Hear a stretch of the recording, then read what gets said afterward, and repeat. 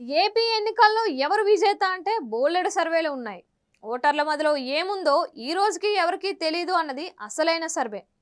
ఎందుకంటే ఏపీలో చూస్తే జగన్కి జనాలు వస్తున్నారు, చంద్రబాబుకి జనాలు వస్తున్నారు. అక్కడ ఇలలు గోలలు, ఇక్కడ ఇలలు గోలలు అలాగే ఉంది. దీనిని బట్టి చూస్తే ఎవరి జనాలు వారికి ఉన్నారు, ఎవరి ఓట్లు వారి దగ్గర ఉన్నాయి. మరి డిసైడింగ్ ఫ్యాక్టర్గా ఉండే న్యూట్రల్ జనాలు ఎప్పుడూ పెదవి విప్పరు. వారు విప్పితే ఏకంగా అది ఏవిఎంలోనే. దాంతో సర్వేలు అన్నవి తీసి పక్కన పెట్టాలా లేక పట్టించుకోవాలా అన్నది ఎవరిష్టం వారిది. ఇక ఇరుగు పొరుగు రాష్ట్రాల్లోనూ ఏపీ ఎన్నికల మీద ఆసక్తి ఉంది. తెలంగాణలో అయితే ఏపీలో ఎవరు గెలుస్తారో అంటే ఎవరికి తోచిన తీరున వారు మాట్లాడుతున్నారు. అధికార కాంగ్రెస్కి ఏపీలో ఎవరు గెలవాలని ఉంది అంటే బయటకు చెప్పరు, కానీ అక్కడ వైసీపీ ఓడితేనే వారికి రాజకీయ లాభం అని అంటారు. అలాగే విపక్ష బీఆర్ఎస్కి ఏపీలో ఎవరు ఉండాలి అంటే జగన్ అన్నది అన్యాపదేశంగా అంతా చెప్పుకుంటున్నారు. కానీ అసలు ఏపీలో ఎవరు గెలుస్తారు అని బీఆర్ఎస్ అతి ముఖ్య నేత కేటీఆర్నే నేరుగా అడిగితే ఆయన ఏం చెబుతారో అన్నది ఆసక్తి మాత్రమే కాదు, సంచలనం కూడా.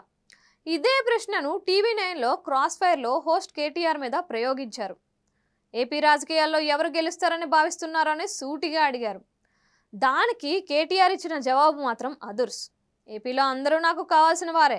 జగన్ అన్నయ్య అవుతారు, పవన్ కూడా అన్నతో సమానం, లోకేష్ నాకు స్నేహితుడు, చంద్రబాబు అయితే పెద్దవారు అంటూ అందరినీ వరుసలు కలిపేశారు.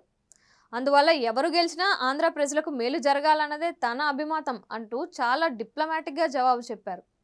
అంతేకాదు ఏపీ ప్రజలు చాలా తెలివైన వారు, మంచి తీర్పు ఇస్తారు అని ఒక ట్విస్ట్ ఇచ్చేశారు. ఇక మళ్ళీ మళ్ళీ అడగకుండా ఏపీలో ఎవరు గెలుస్తారని చెప్పడానికి తనకు అక్కడ ఓటు లేదు, ఓటర్ని కాదు అని కూడా చెప్పేశారు. మొత్తానికి ఇవన్నీ చూస్తుంటే కేటీఆర్ చాలా తెలివిగానే జవాబు చెప్పారనిపిస్తుంది. ఏపీలో ఎవరు వచ్చినా ఇప్పుడు బీఆర్ఎస్కి ఏమీ కలిసి వచ్చేది లేదు, అందుకే ఎవరైతే ఏంటి అన్నట్లుగానే మాట్లాడారు అని అంటున్నారు. ముందు తన సొంత రాష్ట్రంలో అన్నీ చక్కదిద్దుకొని తాము నిలబడాలన్న తాపత్రయంతో ఉంది బీఆర్ఎస్.